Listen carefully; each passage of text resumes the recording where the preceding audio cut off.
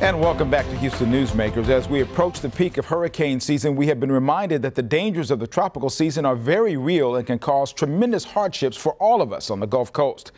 The state of Louisiana hit hard by flooding in the last couple of weeks. Major storm system there. It was not technically a tropical storm, but it was close enough to the Gulf to bring in plenty of water from the Gulf, dropping foot of rain in many places throughout the state of Louisiana. It was a major disaster, the biggest disaster since the hurricane or storm Sandy happened many years ago. Now, with me is Steve Bacciano, the CEO of the Texas Gulf Coast region of the American Red Cross. Good morning. Good morning. Good morning. Thanks for having me. So this event, while it was not a tropical storm, a lot of times when we have a tropical storm in the Gulf, you can look at it, you can get ready for it.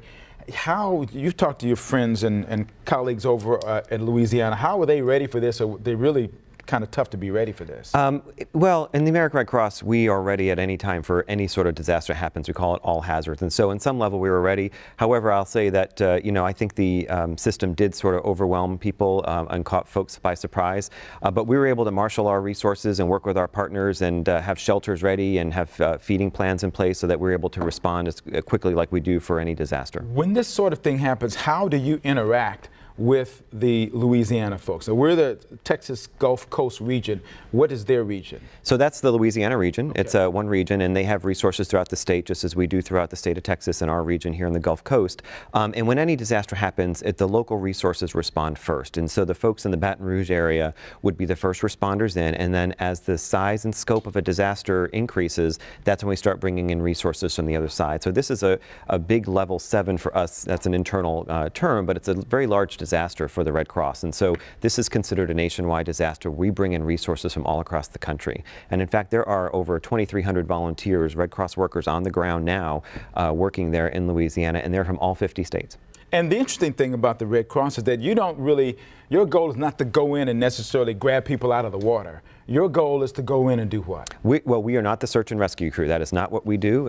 But what we do is make sure that people have their basic needs met following a disaster. What are your immediate needs? It's usually shelter, food, replacement clothing, medications, eyeglasses, all the things that you might lose in an immediate non-notice event like that. So we want to make sure people are taken care of. Their medical needs are needed as well. And so we work with local partners and medical folks on that. So we're the sheltering folks, we feed, and we make sure they have their needs met. In many ways, it's not much different than what happens here locally when we have the Tax Day flood or we have the Halloween Day flood from the last year. These big events have names, so they do. We do that, and then you're called upon to jump into action for those events as well. Yeah, it's the same response no matter what the disaster type is, that we're making sure that people have a safe place to stay, they have comfort, they have someone who can hold their hand to get them through that. A lot of emotional support is needed through this too, and that's not necessarily recognized, but that's a large part of what our volunteers are doing as well. So yeah, it is very similar to those, although the scope and scale of this one is much larger when you compare it to the Tax Day or Memorial Day floods here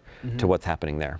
Give me a sense. So that's a good point. Give me a sense about how much larger it is, because I looked at what happened to us during the Tax Day and then the subsequent floods, like the Cypress watershed when everything came over in the area up north of the Loop and Beltway 8, and I said that was a pretty big deal. It was. But when I think about the miles that are encompassed in Louisiana, there's really very little comparison in some ways. Yeah, the geography that was covered here in those times was large as well. But just to give you some sense of magnitude, there were about 4,000 homes impacted throughout that whole time.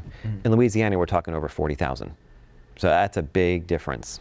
How do you get the number of volunteers you need to do what you have to do in those circumstances? Well, many times we have volunteers that are pre-trained already in our system, ready to go. We have a national system for these larger disasters that we have people put in their availability. So it's an online system and it's ready to go, and we can just call them out based on their availability. So it's local first, they get deployed, and then we bring in resources from other regions that are impacted. And so this being a very large disaster, as I said, 2,300 Red Cross workers on the ground is pretty big. You talk about Red Cross workers, you obviously have a staff of people who are executive level who coordinate and make things happen. How much dependence does the Red Cross have on actual volunteers to come in and actually be the foot soldiers? Yeah, unlike many organizations, the Red Cross is a volunteer-driven organization. 95% of our workforce are volunteers. 95%? Yes, sir. Yep. Where do you find that number of people? Are they retirees or people who have just decided this is a big enough deal for me that if there's a major disaster, I need to take time away to be able to do that? What kind of person becomes a Red Cross volunteer? A lot of kinds. We have a multitude of people. A lot of them are retired because they have more time, but it's not just retired folks that help us. We need folks who have expertise in logistics, in supervision, in supply chains. We have all of those same needs that a large company would have, a large for-profit company, and people are willing to give of their time to help us do that. Now, a big draw for recruiting are events such as what you see in Louisiana or during the tax day floods. They do tend to bring people to us, and that is great. What we do try to encourage folks to do, however, is come to the Red Cross and be trained before a disaster happens, because then you'll have the training you need. We know who you are. You'll have the background checks, and then we can deploy you to that disaster quickly. And so it starts local. Come to the Red Cross, give us a call, go on our website, fill out a volunteer application, get the training now, and then you'll be in queue ready to go for the next disaster. When you say training, what kind of training are you talking about? Is it you break people down to do various things for the various events? We do. An example is mass care. It's sort of a broad category, but within mass care is feeding, it's sheltering, it's mental health, disaster health services, and so there's a lot of different areas that you could get specialized training on, or you can kind of be a generalist as well. You know, our volunteers each and every day were responding to home fires in the greater Houston area. Those are volunteers that are trained in these same skill sets, but they're using them to help a family here locally who lost their home to a fire. When you do something like you're doing in Louisiana, you send people out there, you're also logistically having to care for the places for the volunteers to stay as well, is it not? Yeah, and actually in this case, unlike some others, this is considered what I would say probably a hardship case, because our volunteers are staying in staff shelters as well, because we don't have hotels for them, because they're filled with folks who lost their homes as well. So they're going to help other people, but they're also staying in shelters. This may be a little ticklish for you, this next question. I know that as this was happening, there was a lot of effort to put a focus on Louisiana. They were not getting attention. The Olympics was going on and some other things going on.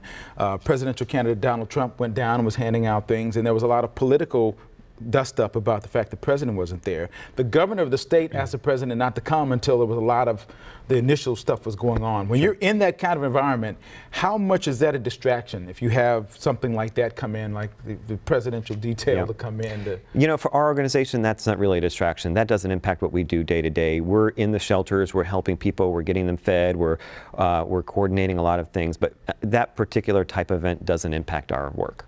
The biggest thing you need right now, not only now, but for the next few months, because we're tropical season, we have tropical storms that are out there now. That heightens you up a little bit more.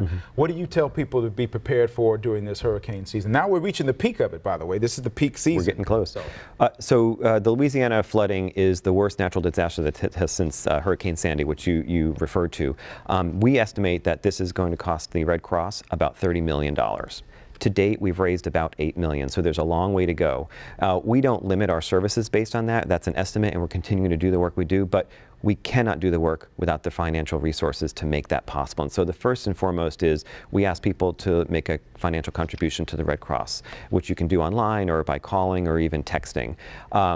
Second to that is, I mentioned volunteers. We always need volunteers. And after this year we've had in the greater Houston area and the deployments to Louisiana, we need to backfill some of those volunteers because they're tired. They have to go back to their own day jobs and families. And so if somebody thinks they might want to help through the Red Cross during a disaster, go online, come and see us at the one of our locations and get trained as a volunteer now. Well, I've told you many times that once I hit the lottery and I have a lot of spare time, I'm coming to work for I'm waiting for that, Khambrel. I know you are. For those of you who aren't in that category, this is a very easy website, redcross.org. You can't get much easier than that. Nope. The number here locally is that 713, Dre, can you put that back up for me, please? 713-526-8300. Never mind, I got it. That's right. 713-526-8300. Thank you so much. There it is, right there for you. Thank you very much. Thank you for all you do. Appreciate it. Thank you. And pray for me to get those 6 numbers, and I'll be down there. I will. Volunteering. Thank you, Steve. Well, what do you do when you have an idea for a business, an idea to make it get off the ground, something, anything to get it going? Turns out there's a group of very experienced business professionals whose only reason for existing is to help just that kind of person. I'll introduce you to the Silver Fox Advisors next when Houston Newsmakers continues.